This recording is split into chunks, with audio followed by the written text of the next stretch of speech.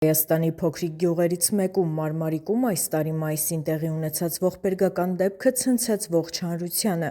2 տարեկան Տիգրան Պետրոսյանի անհետացումը և հետագայում նրա մահվան հայտնաբերումն ամիսներ շարունակ մնաց հասարակական ուշադրության կենտրոնում, սակայն հոկտեմբերի 25-ին համայնքը կրկին սգի մեջ ընկավ։ Մահացավ փոքրիկի հայրը Նորայր Պետրոսյանը։ Նորայր Պետրոսյանը մահացավ սրտի կաթվածից։ Ըստ հարազատների ու հարևանների, վերջին ամիսներին նա գրեթե չէր կարողանում վերականգնվել որդու կորստից հետո։ Նրա մտերիմները պատմում են, որ Նորայրը դարձել էր ինքնամփոփ, հազվադեպ էր խոսում, բայց մշտապես այցելում էր այն վայրը, որտեղից որդին անհետացել էր։ Նա չէր կարողանում մոռանալ, ամեն օր գնում էր գետի ափ, նստում նույն քարի վրա, նայում ջրին և լուռ մնում մինչև մթնելը, պատմում են գյուղացիները։ Դեպքը, որից սկսվեց այս ցավալի պատմությունը, տեղի ունեցավ 2025 թվականի մայիսի 4-ին։ Նորայր Պետրոսյանի ընտանիքը, կինը, 2 երեխաները և ծնողները ապրում էին Մարմարիկ գյուղում։ Այդ օրը, ըստ հարազատների, երեխաները խաղացել էին տամբակում, իսկ մի պահ 2 տարեկան Տիգրանը անհետացել էր։ Սկսվեցին անմիջական որոնումները, ընտանիքը, հարևանները և գյուղապետարանը դիմեցին փրկարար ծառայությանը։ Որոնողական աշխատանքներին միացան ջրասուզակներ, ոստիկաններ, կամավորներ։ Օգտագործվեցին անօդաչու թռչող սարքեր, շներն ու տեխնիկան։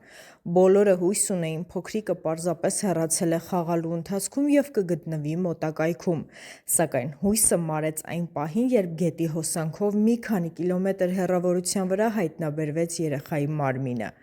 Դատաբժշկական փորձաքննությունը ցույց տվեց, որ արտաքին բռնության հետքեր չկան և մահվան պատճառը եղել է ջրահեղձությունը։ Սակայն Նորայր Պետրոսյանը չէր հավատում, որ դա պարզապես դժբախտ պատահար էր։ Նա համոզված էր, որ իր որդու մահը պետք է մանրամասնորեն հետաքննվի։ Նա չէր մեղադրում որևէ մեկին, բայց միշտ ասում էր ինչ-որ բան ճիշտ չէ այս պատմության մեջ։ Ասում էր՝ մինչև չիմանա ճշմարտությունը, հանգիստ չի ունենա,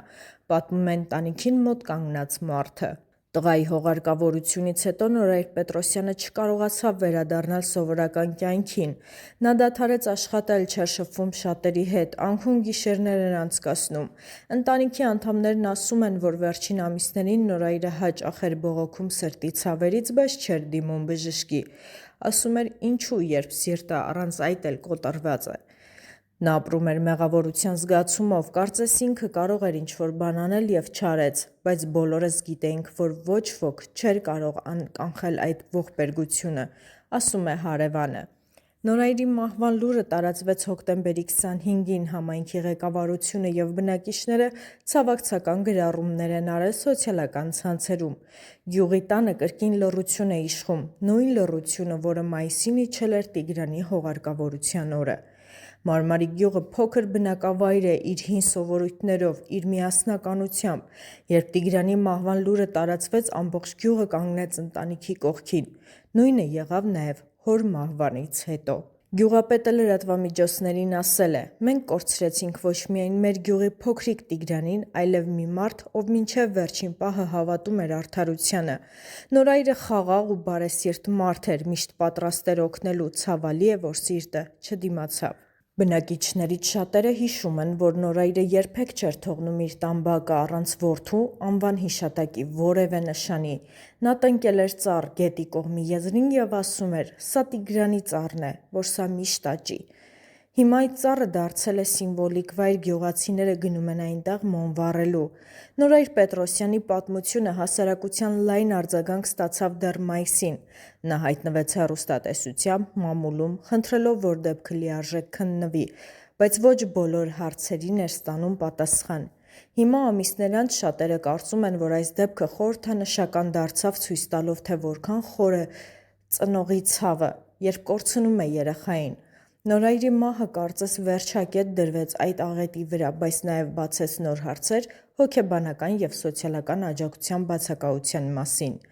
Փորձագետները նշում են, որ նման դեպքերում ընտանիքները հաճախ մնում են մենակ իրենց վշտի հետ։ Մարմարիկի պատմությունը ևս մեկ անգամ հիշեցրեց, որ ոչ մի քննություն և փաստեր են պետք, այլև մարդկային աջակցություն, հոգեբանական օգնություն, համայնքային հոգատարություն։ Տիգրանի պատմությունը դառն հիշեցում է, թե որքան արագ կարող է կյանքը փոխել մի վայրկյանում։ Նորայր Պետրոսյանը ապրեց այն ցավը, որին ոչ մի ծնող չպետք է բախվի։ Նրա պայքարը պարզելու ճշմարտությունը դարձավ հույսի խորհրդանիշ, թեև ինքն այդ հույսի մեջ էլ այրվեց։ Հարազատներն ասում են, որ վերջին օրերին նա հաճախ էր խոսում որդու երազների մասին։ Ասում էր Տիգրանը գիշերները գալիս է, ժպտում է ու հետո նորից գնում ջրի կողմը։ Այդ խոսքերը հիմա դարձել են վերջին հիշողությունը հորից, ով չդիմացավ երեխայի կորստին։ Հոկտեմբերի 26-ին գյուղում տեղի ունեցավ Նորայր Պետրոսյանի հողարկավորությունը, տունը լի էր հարազատներով, ընկերներով, նույնիսկ անծանոթ մարդկանցով, ովքեր եկել էին պարզապես ցավակցելու։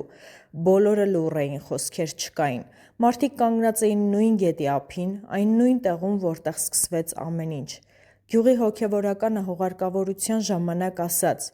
«Նորայրը գնաց իր որդու մոտ, թող նրանց հոգիները հանգչեն խաղաղությամբ։ Մեր բոլորի սպարտքն է չմոռանալ այս ընտանիքի ցավը և անել ամեն բան, որ նման դեպքեր այլևս չկրկնվեն»։ Այդ խոսքերը դեռ հնչում են գյուղի վրա որպես աղոթք, որպես լռության խոստովանություն։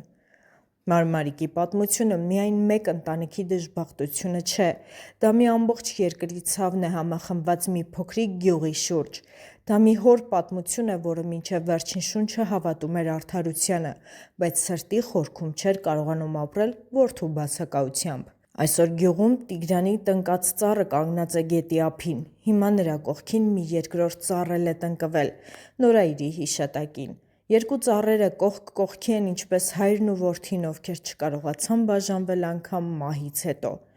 Մարմարիկի գետի ջրերը շարունակում են հոսել, հիշեցնելով կյանքի անցողիկությունը, մարդկային ցավի խորությունը և այն, որ ամեն անգամ, երբ մի ծնող կորցնում է երեխային, աշխարհը մի փոքր լռում է։